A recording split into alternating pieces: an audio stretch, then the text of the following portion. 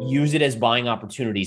You look for the breakout. When the breakout occurs, that's when you should get a supercharged move up on silver. How high it goes, I'm not 100% sure. But again, it should be a very successful trade to the upside. I remember earlier this year, you were feeling a little bit lukewarm. Last time we spoke, maybe feeling a little bit more positive.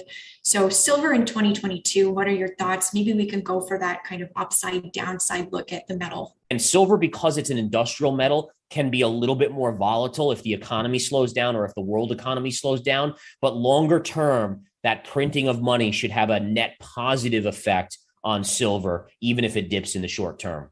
Yeah, definitely a great point. And just for silver, I want to touch on one more thing. We always hear about that level around $30. If silver can get through it, then it can potentially rocket higher. Do you think that's something we see in 2022? What are your thoughts there? I actually do think so. I mean, again, it kind of goes along with my projections for gold. So it'd be somewhat unusual to see gold go to close to 3,000 an ounce and then not see silver at least break $30. And again, I liken it back. If you go back on the weekly chart of silver and you go back to 2008, 2009, and so forth, going back to, again, this is 2008. Notice how it kept on, it kind of bubbled down, hammered, came down, hammered, and then look at when it broke out, the rocket ship it had. It went basically from, I don't know, what was that, $19, $20, all the way up to almost $50. And that's kind of what I'm expecting over here. You're hammering. And again, if you hammer, at some point you break out and you could have that same rocket type effect all the way to $50 on silver. Now, again, I don't know if that happens in 2022, but the point is you look for the breakout. When the breakout occurs, that's when you should get a supercharged move up on silver. How high it goes, I'm not 100% sure. But again, it should be a very successful trade to the upside. So the big thing with the Fed is going to be, what do they say with the new variant, this Omicron variant? What do they say about tapering? So are they going to keep with the tapering that they set before? Are they going to be more aggressive even in light of the new variant? Or are they going to pull back a little bit and say, hey, we may go slower? I'm wagering that they'll probably stay the course, meaning that they'll stay the same in terms of the amount that they already announced they would taper. And they might leave the door open to increasing the taper, the quickness of the tapering going forward. So I think that's the big thing. That's going to affect the 10-year yield. And then that will ultimately affect metals, stocks, pretty much everything else out there. Yeah, so it's going to be interesting. And it is a concern for the markets if they totally do all the tapering, because if they subtract the tapering, remember, it's about $120 billion a month that they've been pumping into the system. So if they remove all of that, that's $1.5 trillion a year that gets sucked out of the markets that the markets have been inflated with. So I am concerned about the overall stock market in 2022 if they do go through with that. And then in terms of in terms of raising rates, I'm always skeptical. I mean, the market seems to always throw a fit, to decline, unemployment start to bubble up. And then it seems like the Fed never fully gets out of the hole that they dug themselves in prior. So, I mean, maybe they can start tapering and even finish tapering, but I would be shocked if the market allows them to actually raise interest rates. Remember, the market is kind of like this child in many ways, where it throws tantrums. And the Fed has become the parent that gives into the child, right? It's the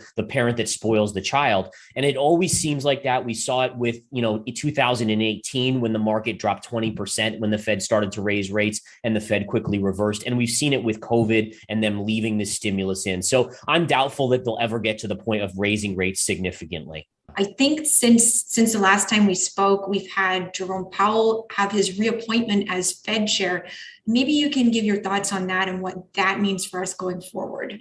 So that's a really interesting thing. And I haven't heard it discussed in the media very much, but I was connecting the dots with the reappointment and the kind of the flip of Jerome Powell to being more hawkish than usual. And some people will say, oh, it's because inflation showing itself. But in all fairness, inflation was showing itself prior. And what's interesting is you can connect the dots and say President Biden reappointed Jerome Powell. President Biden is a Democrat. He's looking at the midterm elections in 2022. And there's a ton of people that are being affected by the high inflation rates that are voters for the Democrats, meaning middle income and lower income individuals. So the idea here is, if you connect the dots, probably Biden said, hey, listen, I'll reappoint you, but you need to fight inflation more hawkishly because I need to try to win, the 2022 midterms and stay with the House and the power of the Democrats, maybe even the Senate as well. So there's kind of an interesting little political action going on with that. So again, it'd be interesting to see, but you could see almost immediately how Powell, in his testimony to Congress recently, he was much more hawkish than he's ever been, and it came right after that reappointment.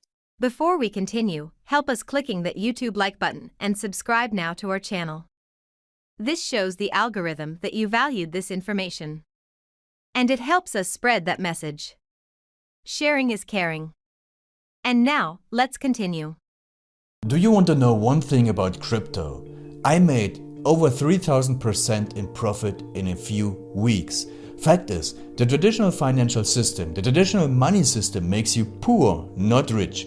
If you want to earn $500,000, $1 million, you have to wait until you're 50, 60, 70 in the traditional financial system, and you probably will still be broke. And you will be old. This is not a sexy combination, as you can imagine. But the question is, how can you start in crypto and make these profits? Where to invest? Where to start? My name is Gunnar and I'm from Germany, as you can hear, and things are a little bit different in Germany. More about that later on.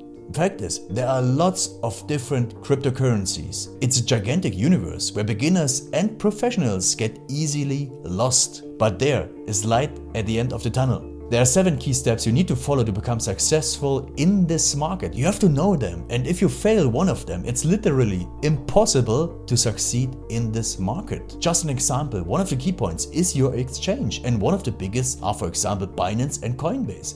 These are trusted and well-established exchanges, but, and this is a big but, you won't find the super profitable coins on those exchanges. The unknown super profitable coins that get gigantic profits are not traded on those kind of exchanges. They are traded on much smaller insider platforms that are barely known. And I can tell you what those super secret exchanges are and why they are so profitable. And another super important thing are the right information sources. The point is, the internet is gigantic. There are hundreds and hundreds of YouTube channels, blogs, pages, and much more. And there are also market makers and influencers. For example, Elon Musk, he is not a crypto guy, but the moment he recommended Dogecoin, it went through the roof, to the moon, so to say. But why did he recommend it? Where did he hear it from? He didn't hear it from newspapers. And believe me, he is listening to someone. But you have to know who, and you have to react before he is reacting.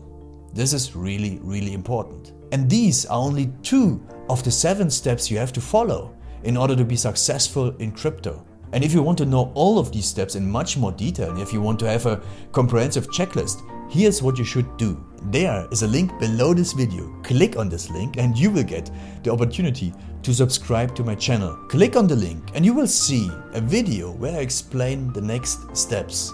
So see you soon. Click on the link now. I'll see you there.